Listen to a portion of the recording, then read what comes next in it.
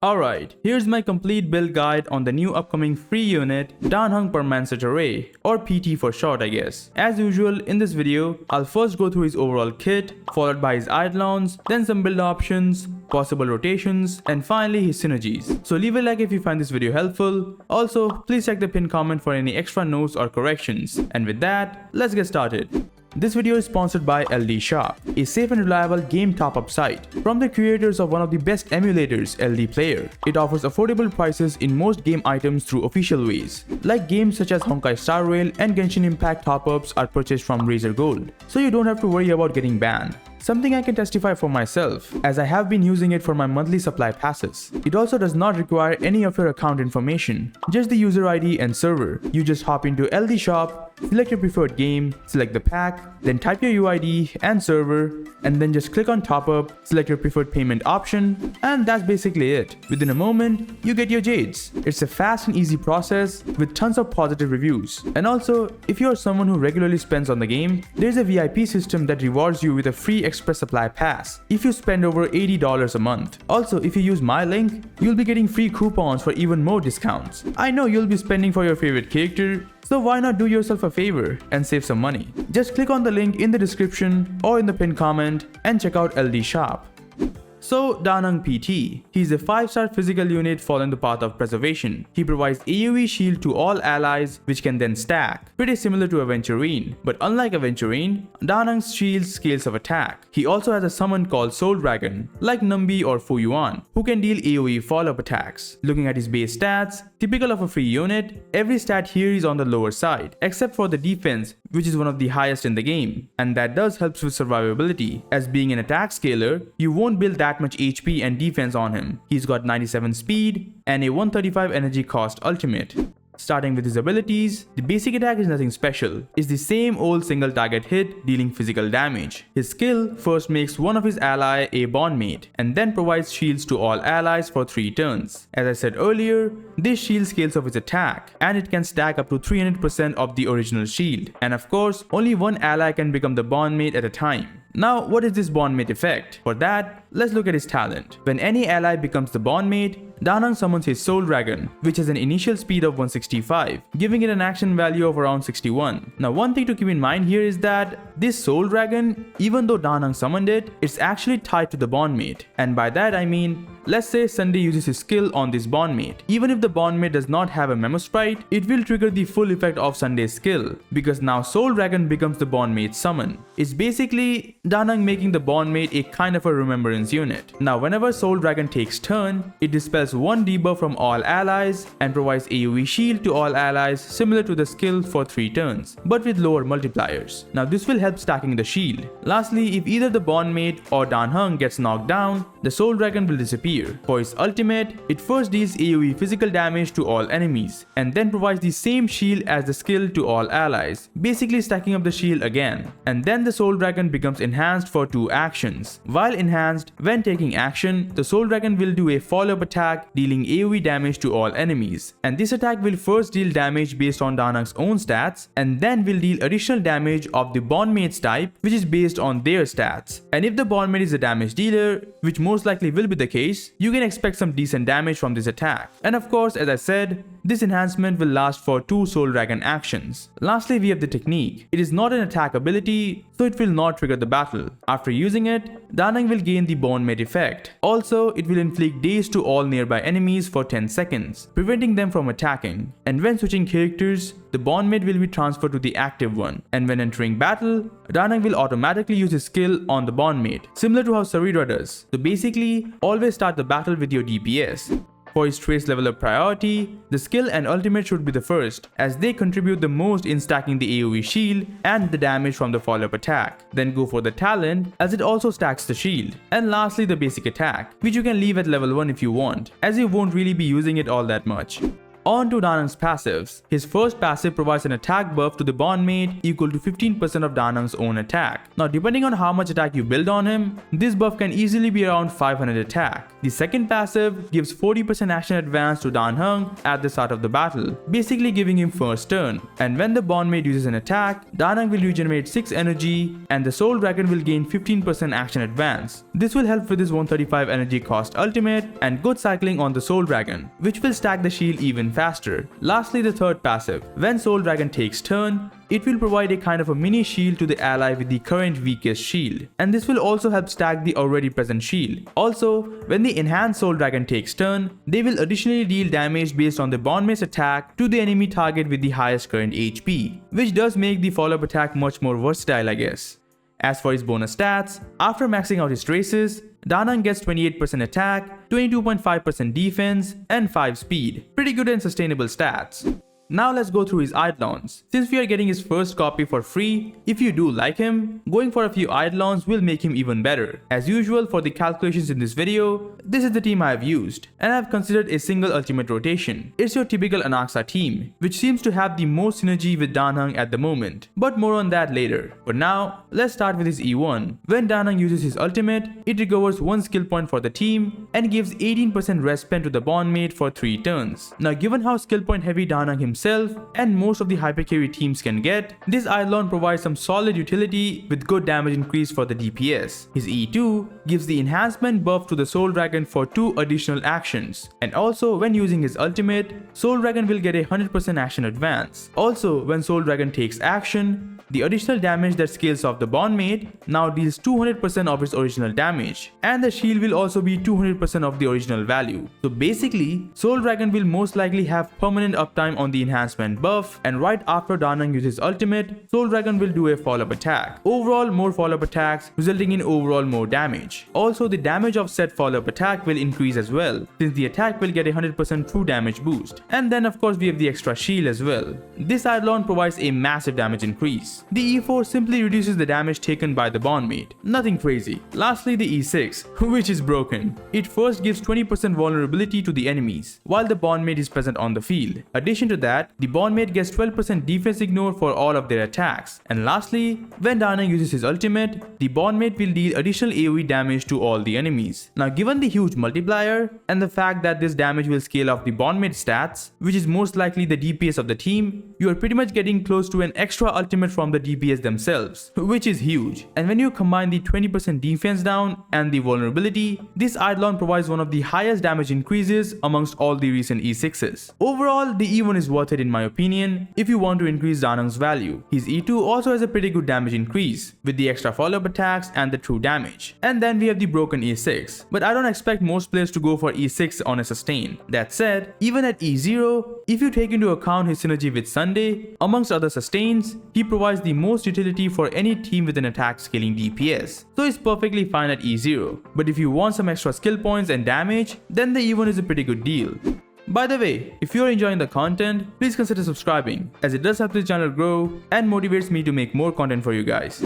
Now let's start with his builds. First we look at Lightcones, and of course his signature is going to be his best in slot. It has decently high base attack and provides even more attack in the effect. Additionally, when the viewer uses their ultimate, it AoE heals the whole team and grants them this unique buff called Readout. This buff increases damage of the whole team, with additional damage increase to the unit that has a summon. With the attack increase, the shield and the damage will be higher, but when taking into account the AoE heal, it basically makes him close to unkillable, because even if the enemies constantly attack and break through the shield and deal some damage, the extra heal will easily recover it and make sure that the team is always at full health. And with the extra damage boost, this Lightcone is crazy strong. For alternatives, now given Da Nang is not your typical HP scaling or defense scaling sustain, most Lightcone options aren't very synergistic with him. Most if not all are defensive Lightcones with some extra utility, and even those are only 5 stars. Like the Aventurine Lightcone, it doesn't really have high base attack, but it does provide defense, which will make Da Nang more tanky, and the extra crit damage and damage taken effect is pretty solid, but also it does not affect the shield at all. Similarly, other options like Japar's Lightcone and even the Hertastro Lightcone, they are defense based as well and don't really affect the shield. The same can be said about the 4 stars. With even lower base attacks, None are even close to the signature. This kinda shows how much of a gap there is between his signature and other options. For my recommendations, if you do not have his signature, the best alternative is actually the Battle Pass Lightcone Journey Forever Peaceful. This Lightcone increases shield effect and damage. It is a great alternative but requires you to purchase the Battle Pass. Other 4-star options like the Day 1 of My New Life and Concert for 2 Lightcones are great at higher superimposition level. Lastly, you can use Lightcone of other paths with higher base attack like Himeko's or Yanchin's Lightcone. The effect will not activate, but the high base attack will increase Danang's damage and the shield, and also the buff. And finally, if you literally don't have anything, you can use the Hertasto Lightcone. It's not the most optimal option, but the decent base attack and okayish passive can be usable. As for which to get between his signature and his E1, in my opinion, both hold similar value. On one side, given his attack scaling kit, there aren't many alternative Lightcones, and for that, his signature will definitely be a solid upgrade. It also makes the whole team much more tanky with the extra healing. But if you mainly want to focus on damage amplification, and you have other Lightcones like the Battle Pass one at decently high superimposition level, then the E1 becomes much better with the 18% rest pen, not to mention the high SP consumption of any hyper carry team. The extra skill point and damage is awesome to have. So in the end, if you want more damage amp for the DPS, then go for E1. If you want more survivability, then go for the signature Lightcone instead. Now for his best relic sets. For 4-piece, the best is going to be the new upcoming Self-Enshrouded Recluse set. It provides more shield effect and team-wide crit damage boost. It's the perfect set for Dan Heng. For alternatives, there are 2 options, the Sakedos set or the Musketeer set. The first one is for better utility and the other one increases attack. You can also go with a 2-piece combo of any attack sets. If you're not going for the new set, then for the rest of the options, their overall performance are pretty similar. So it will depend on the substats on each pieces to see which one is better for your build. For 2-piece, there are simply 3 options. The first and the most universal one is going to be the Lushaka set. It gives energy regen and some attack for the DPS. For the second one, we have the Space Sealing Station set. This will increase Danang's attack, which then will increase the shield and his personal damage. Lastly, we have the Penacony set, which is pretty conditional as you want a physical DPS on the team. So if the condition is fulfilled, then this is a solid option. Otherwise, use either the Lushaka set or the Space Sealing Station set. For Relic Stats, here's a build for reference. Everything here is calculated with F2P Lightcones and relics with low substats. So eventually you should be able to build something like this. For main stats, just go attack on the body, speed on boots, attack on the orb, and an ERR robe. There isn't much variation in this, as you want as much attack as possible with decent speed for good cycling. You could use an attack robe if you have his E2, but at E0, you want that ERR for faster ultimates, as without the enhancement buff, the Soul Dragon will not deal any damage, so you want to make sure that Danang gets his ultimate frequently. For substats, I recommend focusing on attack and speed first. You can go for a bit of crit, but since the majority of the damage from the follow-up attack will come from the bondmate, I recommend focusing on attack and speed for better shields. For stat goals, try to aim for around 3.6k attack if you can. It will give you close to a 3.4k barrier at max strength without any extra attack buffs, and over a 500 attack boost for the DPS. If you add any attack boost, like from the Lightcone or Robin, the shield stun and the attack buff will become even higher. Get the usual 134 or more speed. And lastly, for crit, anything you can scrape off after reaching the attack and speed goal should be fine. As I said earlier, most of the damage that will come out of the Soul Dragon, it will scale off the bondmate stats, so no need to focus too much on crit. Anything you get is good enough. Lastly, there isn't much to talk about in terms of rotations, but here's a quick rundown. You want to prioritize using skill on Danang as much as possible, as you want to stack that shield up as fast as you can. The follow-up attack does also provide the shield, but the multiplier is lowered compared to the skill and the ultimate. Using skill constantly will also generate more energy, allowing faster ultimates. As I said earlier, the Soul Dragon does not deal any damage if it is not enhanced, so you want to use Danang's ultimate as much as possible to reapply the enhancement buff on the Soul Dragon. With this kind of skill heavy playstyle, you can easily get a 2 to 3 turn ultimate rotation, which is ideal for an E0 Dan Heng, but it does make him extremely SP heavy. If you have the E1, that does helps a bit, as well as other units who can attack frequently, as that will give Soul Dragon more action advance, resulting in more turns and more shields. As a result, Danang won't have to use his skill every turn, but even without such units, if you do run out of skill points, using his basic here and there for extra skill points won't hurt as much. Finally, his synergies. Now Dan Heng is a pretty universal unit as a whole, to the point that as long as a unit is attack scaling and requires a sustain in the team, then Dan Heng becomes one of, if not the best option for such unit. But there are few units who prefer him more than others, and we'll talk about them. First, let's start with the unit with the most synergy, Sunday. As I said earlier, most damage dealers can proc the full effect from Sunday's skill. It's just 30% damage boost for most units and 80% damage boost if you have a summon. And aside from a few remembrance units, most damage dealers cannot get the whole effect. So Dan Heng giving them a summon basically unlocks the extra 50% damage boost to pretty much every DPS in the game. Not only that, with Sunday's skill, the Soul Dragon will also get a 100% action advance, resulting in more turns, and that means more shield. This can also allow Dan Heng to go full SP positive, depending on the situation. Also, making the Soul Dragon take turn faster means the damage from the follow-up attacks are more upfront, which enables faster clears. At this moment, Sunday has the highest synergy with Dan Heng. As long as a DPS prefers Sunday in their team, then for sustain options, Dan Heng will be their best in slot, as long as they specifically don't want another sustain. Like how Aglaya and Saber kinda prefers Ho-Ho more, as they benefit from the extra 20% energy. But even though they prefer Ho-Ho for the energy, in terms of just damage amplification, a 50% damage boost, 15% attack from Dan Heng, and extra damage from the follow-up attacks is higher than any other sustain. So even for characters like Aglaya and Saber, Dan Heng is a very close second, or just as good as Ho-Ho in terms of overall damage output. Another awesome support that has synergy with Dan Heng is Robin, both because of the action advance and the huge AoE attack boost, which increases Dan Heng's damage and the shield. In a team where both Sunday and Robin are together, Dan Heng becomes pretty much the best sustain to use. Now with these two supports in mind, any damage dealer that can benefit from these two supports will surely benefit from Dan Heng. The best unit here is going to be Anaxa. Everything about him synergizes with Dan Heng. He wants Sunday in his team, he doesn't have a summon, so he benefits from the extra 50% damage boost, he scales of attack,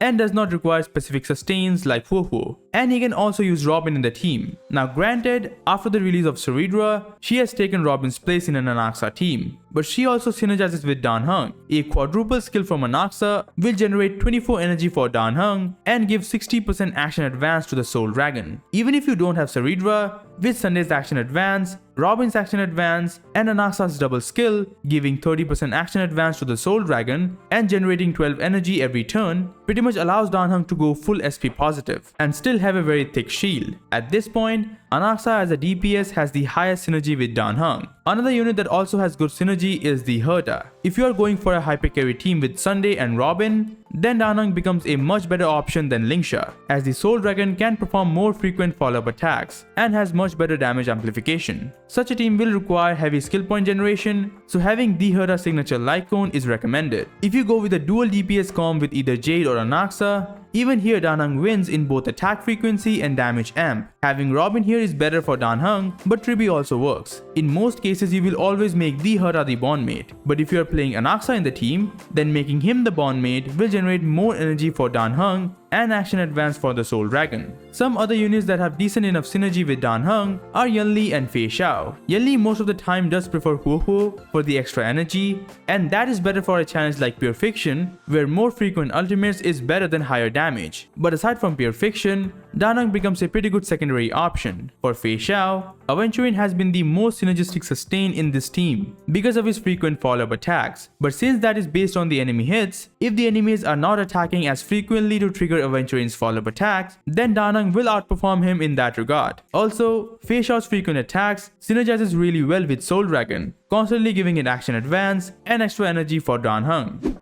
Lastly, we have Phainon. So, does Dan Heng work with Phainon? Yes, he does enable the extra 50% damage boost from Sunday and also the extra 45% damage boost from Phainon's own passive. He also provides 15% of his attack and the extra damage from the Soul Dragon, which will stay on field even inside Phainon's ultimate. The overall damage from a team like this is good enough to the point where if you want to use Dan Heng with Phainon, or if you are struggling to survive, then you should use him. But you do not need him for his best performance. In terms of damage, a pure support like Bronya still provides more damage amp than having Dan Heng in the team. And most of all, Dan Heng sucks when it comes to core flame generation. Only his skill generates core flame, neither the follow-up attack nor the ultimate, only the skill. So it will take more turns to fill Phainon's ultimate, and that can also disrupt Ceridra's double skill. So there is some anti-synergy there. Also at the moment, with any of our current endgame modes, Phainon's own own sustaining capabilities are more than enough. If you're not super unlucky with RNG, like me, you won't really die. Or at least all the enemies will die before any of your own units. Currently, Phainon Teams simply doesn't require a sustain. The upcoming new endgame, Anomaly Arbitration, might change that, as it is said to require better sustain,